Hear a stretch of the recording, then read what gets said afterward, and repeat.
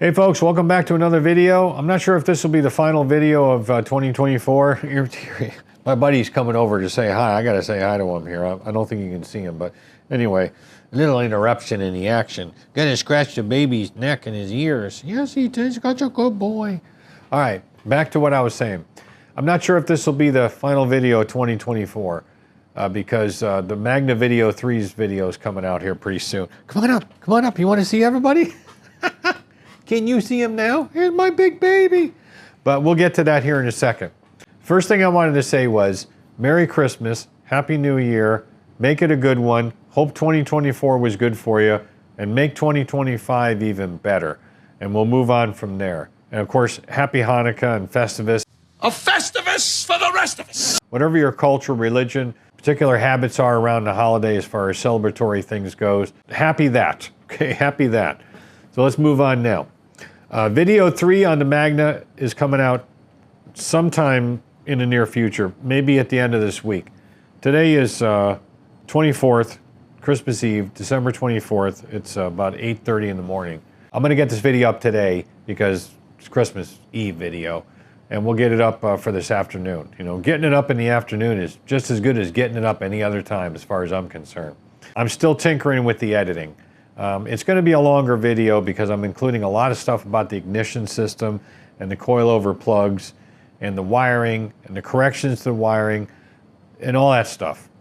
Spoiler alert, it is obviously back together and running and riding, otherwise I'd be still doing videos on getting it to that point, right?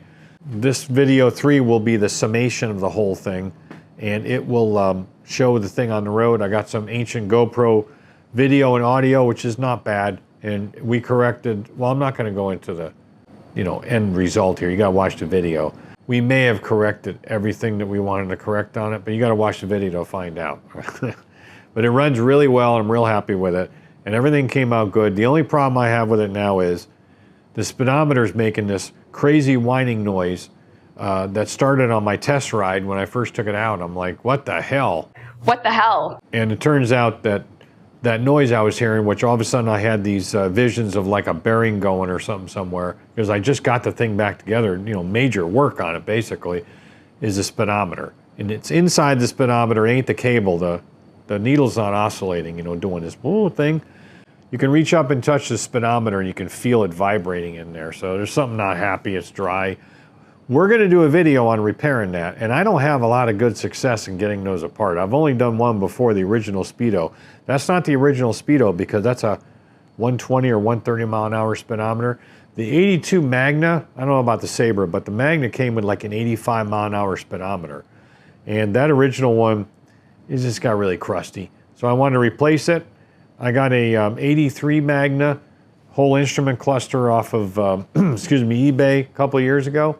And that's what's on there now. But now it's making all those horrible noises. And at the end of video 3, I actually have some audio, because where I put my phone up on the bike when I'm riding it is right next to the instrument cluster. So the other day I hit voice record and I sped up and I killed the motor and just coasted down, and you can hear it like plain as day. So I'll have an audio file in that video which shows the noise. And you can hear the noise. Shows the noise? Gee whiz. You can hear the noise. So you get what I'm dealing with here. Again, we're going to do a video on attempting to repair that. I think it'll be interesting because not only for taking the Speedo apart, I'm going to have to machine a tool. I'm going to try to. I'm thinking about something. I got it stuck in my skull, but I haven't got it all the way out yet. I'm working on it. It's kind of like when you're... Never mind. It hadn't come out all the way. But it's going to come out soon. Whether it will be a fail or a success, I do not know. But the tool is going to be made in such a way that we don't destroy that crimp thing around it that holds the whole speedometer together, as far as holds the front from the back speedometer together. And you got to peel those up without destroying them. And I think I got an idea for a tool to do that. So again, it's going to require some machining or at least some fabrication. I will show that, and then hopefully it'll come out okay. I don't know if it'll be the next video after the Magna video, because there's some other things going on as well, which I'll mention here shortly about the milling machine. But we will get it up on the channel. We'll get it up as soon as I can get it up. which my age takes a while. So that takes care of, in the short term, what we're going to be doing. In the longer term, I finally pulled the trigger on a VFD setup for the milling machine.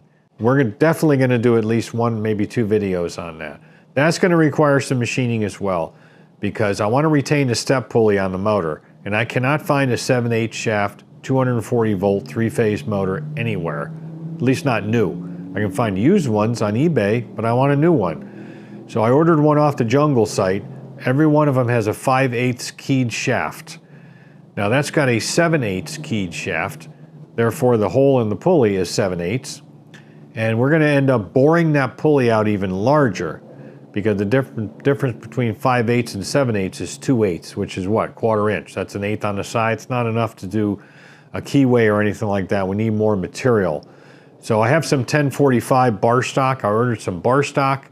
I ordered some other materials for something else, which I'll mention here in a second. We're going to bore that out and make some sort of an adapter. I don't know how we're going to do the key or the locking mechanism. Might be doing some sort of grub screw thing. I don't know. We'll figure it out, but you will see that on the channel.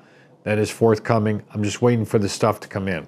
And I'm really, really excited about getting that done, because changing spindle speeds on the fly is something I wanted to do for a long, long time on that, because it's just so much better. Small drill bits need high speed, and big drill bits need slow speed, or milling cutters and so forth, same deal.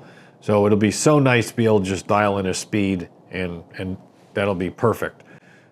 So like I said, watch for that video coming out. I haven't got any of the stuff in yet, but we'll do a bench test on it first to make sure the concept actually works, because I ordered a Vevor 3-horse VFD and a Jungle Site 2-horse 3-phase 240 volt motor. So we're going to go 240 single phase in and 240 three-phase out.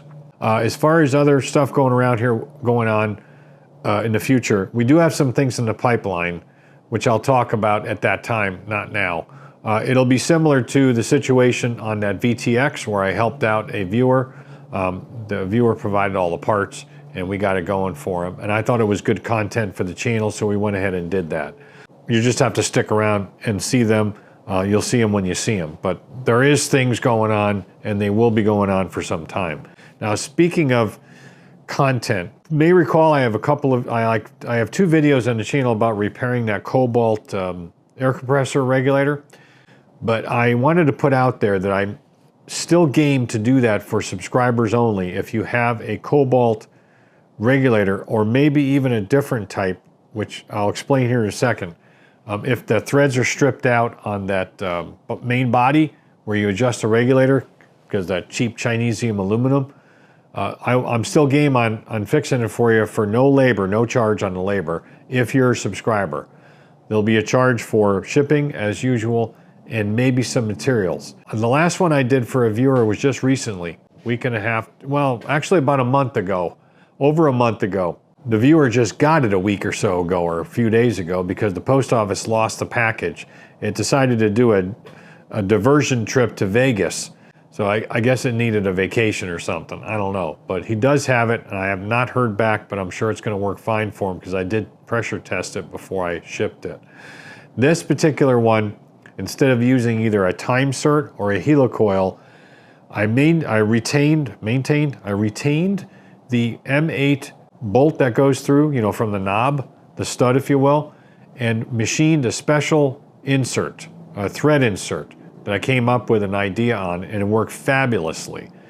I used 1045 steel. I had some laying around. 1045 is a good structural steel. It's good for something like that. But it still is steel on steel with the crap Chinesium, you know, formed threads and M8 threads in that knob stud. I'd rather do it differently. So I ordered some bronze. I ordered some 5/8 diameter round bar bronze from McMaster Carr, which wasn't cheap. I needed some 1045 and stuff, because I ordered some 1045 bar stock in anticipation of making that adapter for the mill thing. So I got some bronze, and I got a couple other things as well. What I want to do is I want to try that in bronze on another regulator. So if you got a regulator you need some repair on, or you know somebody that does, here's my email. Hit me up, send it to me, and I will video the machining on making the thread insert and installing it into the regulator. That's as far as I'll go as far as the regulator repair. But I think you'll find it interesting as far as how I did the machining, because we're going to do some single point threading, and I'll explain the rationale as to why I'm doing it the way I'm doing it, and the threads that I'm choosing to use on the outside of the thread insert. Reach out to me, send it to me, and we'll do that in-house. That'll make some good content and help you all out as well. So that, again, that deal still stands if you're a subscriber. So that's pretty much it, I think. Not much more going on. I guess we'll close it out at this point. Like I said, it's Christmas Eve right now. I'll get this up on the channel for this afternoon. We'll catch you on video 3 on the Magna, of course, coming out. I hope you enjoy that one as well. The last thing I'll say is just, the end of the year is a time for reflection. It really is. Reflect on your friends, your family. If you got somebody you need to reach out to, do it. Life's short. You don't know how long you're going to be around. You don't know how long your friends are going to be around that you maybe haven't talked to in a while, or family members that you may have had some heat with, or persons that you had an argument with 20 years ago that you used to be best friends with or something. Reach out to them. Say Merry Christmas. Say Happy New Year. Get back together. Have lunch. Do something like that. Especially family. No excuse if you're not talking to a family member. A brother, sister, a cousin, somebody that you're once close with. Mother, father, that sort of thing. Reach out to them. If you don't, tomorrow may be too late. So that's as deep as I'll get to it on this video. So as I said before, Merry Christmas, Happy New Year. Keep on trucking. Get out in your shop, do some. Have some fun. Ride your motorcycle. Have a good New Year. We'll see you next time. As always, thanks for watching. Don't just repair, restore. Catch you on that next video.